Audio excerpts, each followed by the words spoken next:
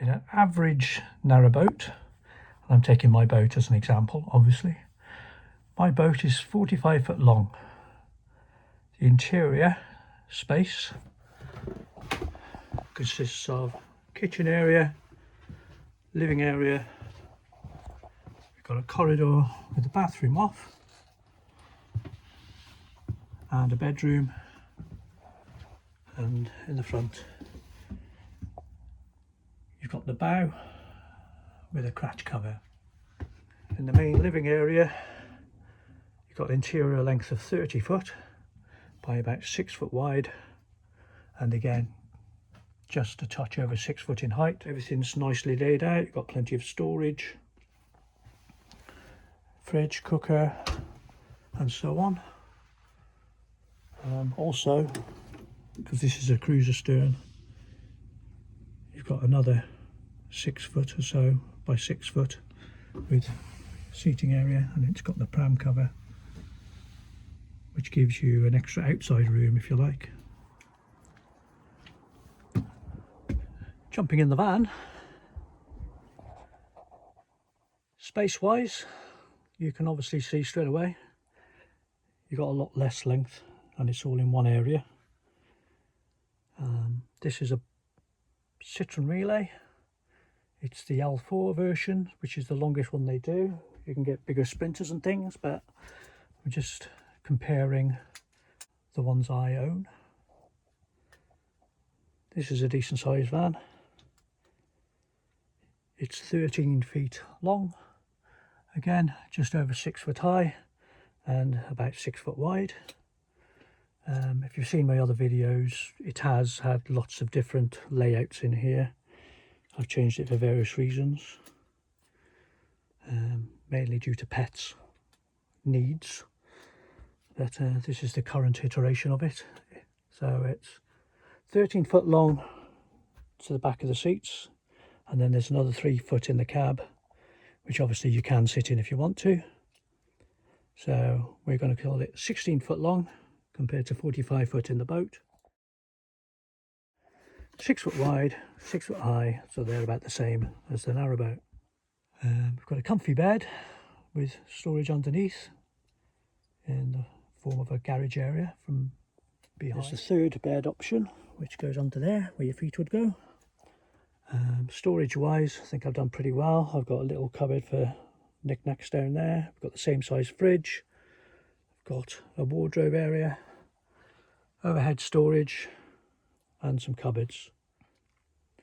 I used to have the fridge and a full cooker and oven here, but when I put the single seats in we got rid of that, and also with my poorly dog.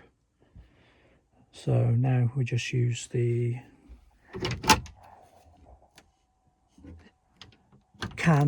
gas canister cookers, and it's fine.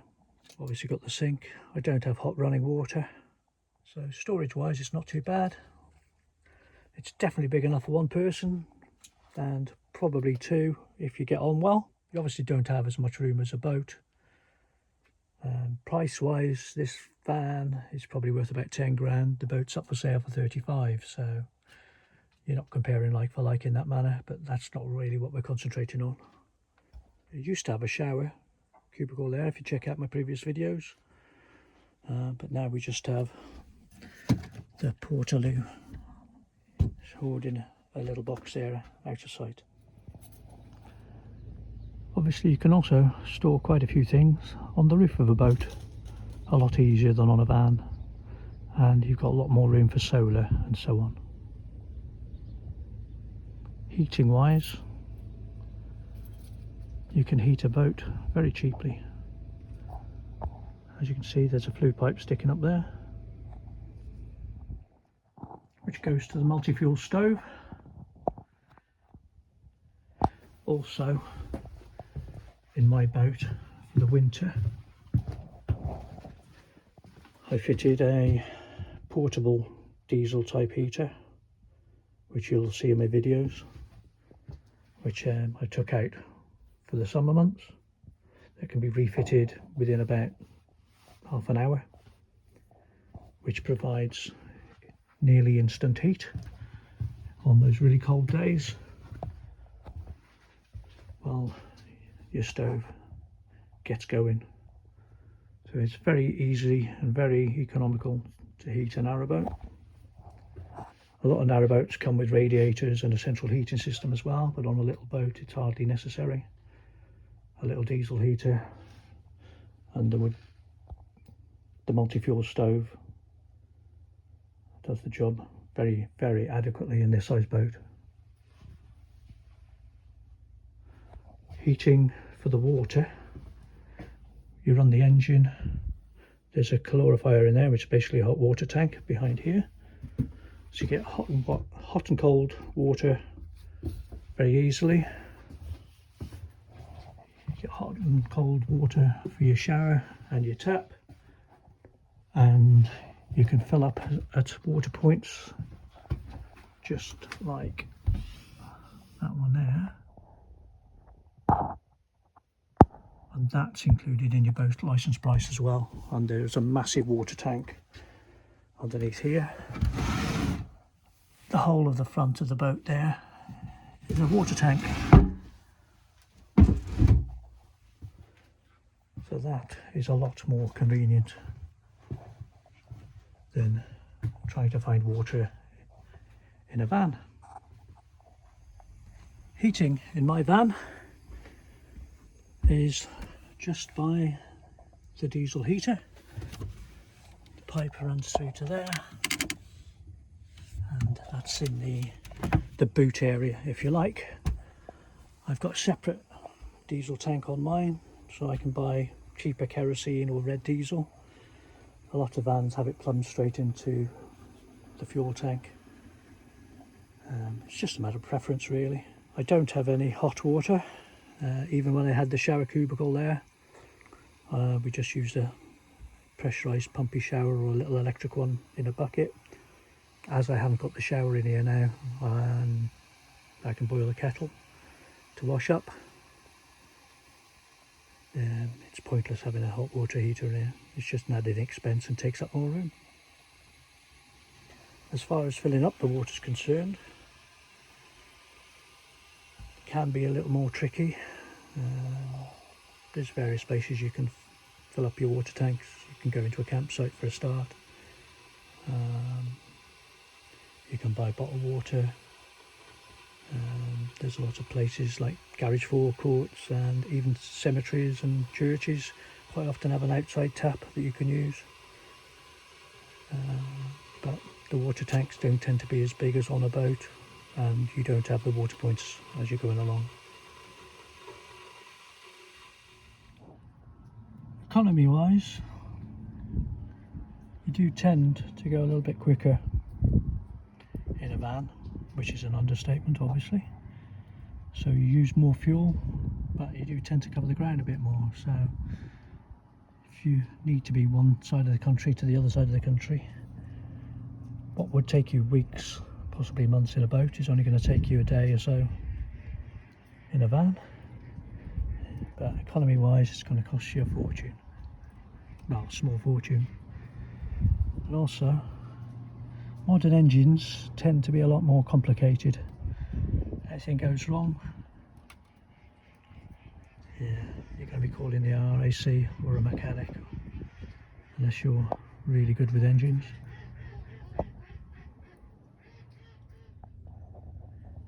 Diesel engines are also very economical.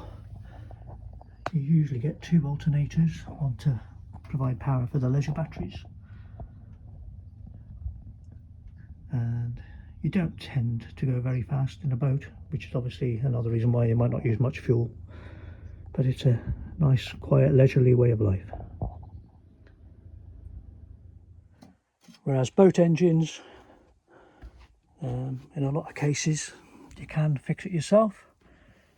And my previous boat, I had, I think, an airlock in the diesel. You can pump it out yourself, pump it through. I didn't know how to do it. I asked on a Facebook forum, and within about 10 minutes you've probably got 3 people telling you how to do it. And I wouldn't recommend doing that in a van. if you need to commute to work on a boat, or you want to go and visit friends, or they come to visit you, you usually try to moor near a road bridge. And the usual trouble with that is mostly they tend to be 48-hour moorings, so you only have a couple of days, depending on the spot you pick.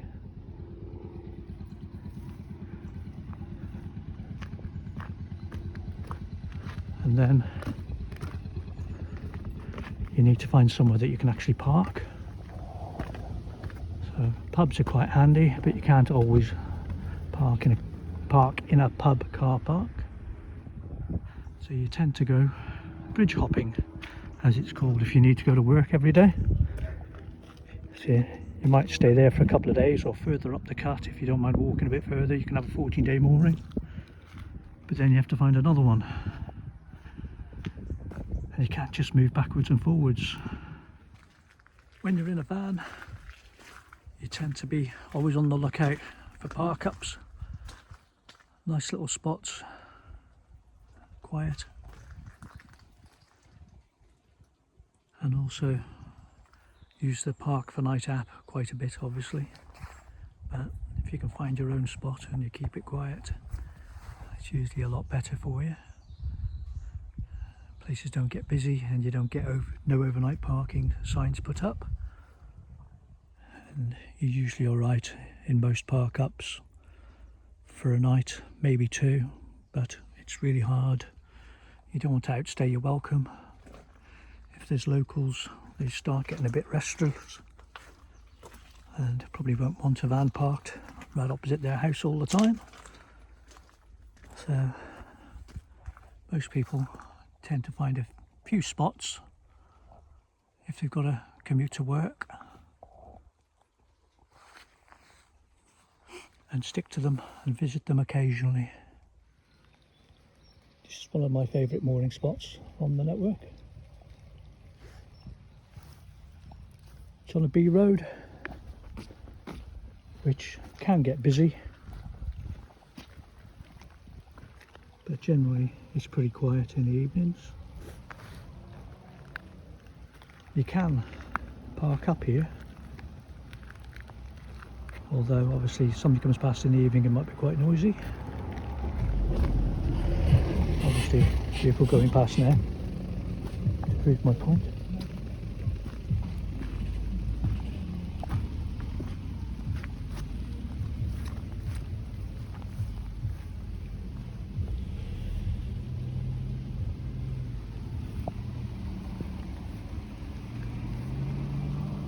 Here you can moor up for 14 days. It's quite close to some small towns, or a small town in particular, a few villages. And when you have a wet day like today, obviously being on a boat is probably preferable. You've got a lot more space to spread out. You can get that little stove burning and it's all very cosy.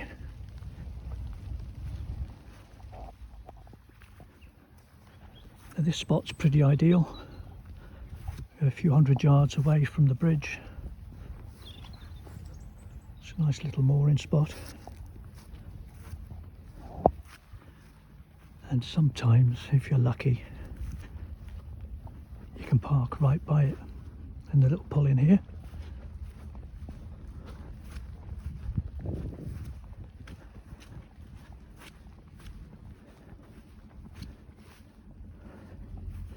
And the noisiest neighbour you might find is one of those.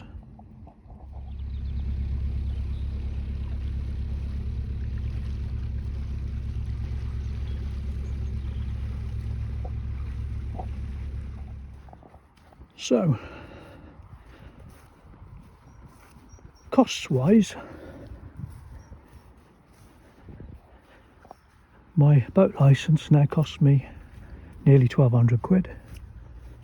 It cost me a couple hundred quid to insure it,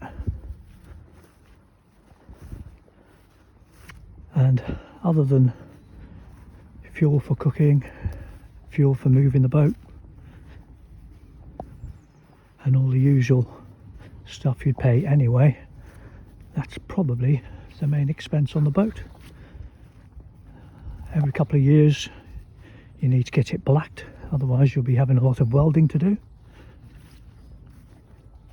which probably costs another 500 or 600 quid.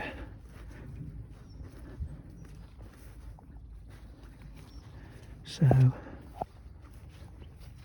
let's call it about £2 grand a year. Now your van insurance, that's probably only going to cost you, depending on your age, mine cost me about 500 quid.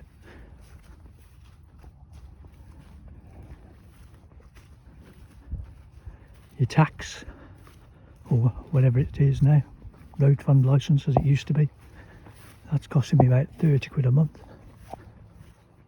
That's another 360. So you're probably talking about £1 grand.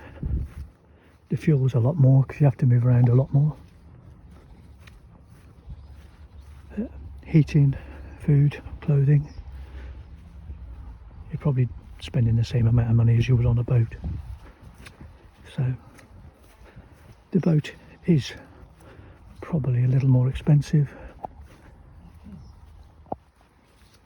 You do of course have maintenance costs, but you have those for both.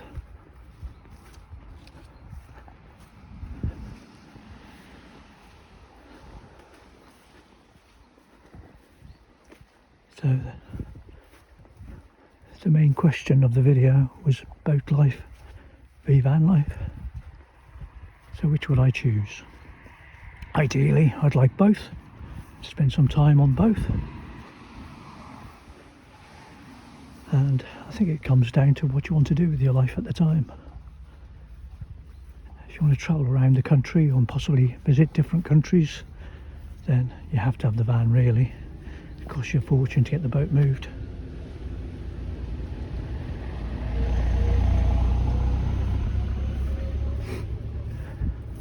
If you want a quiet, less stressful life, then it's a boat every time. And you can always go on holiday on a plane or something, can't you? So I choose the boat. But for as long as I can, I'm going to try and do both. As it was quiet down the lane, I moved my van down here. So that's my park up sorted for tonight. I also got this bugger to move off the road, as you'll see now. Come on, off the road. Come on, here. Come on, good boy. There we go.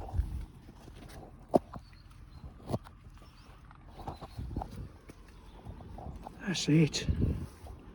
Come on, fella.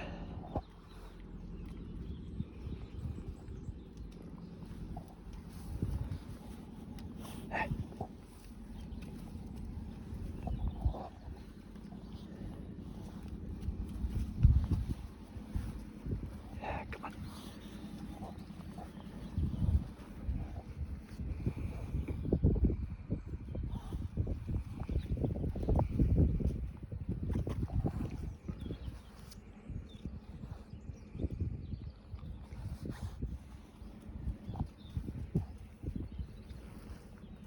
There you go.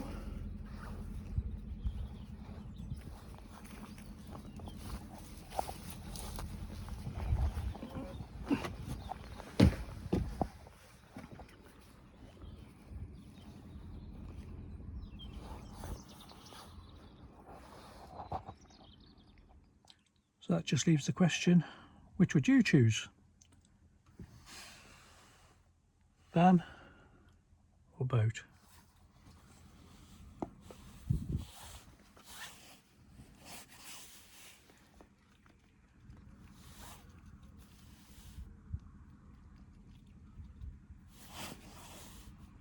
Thanks for watching.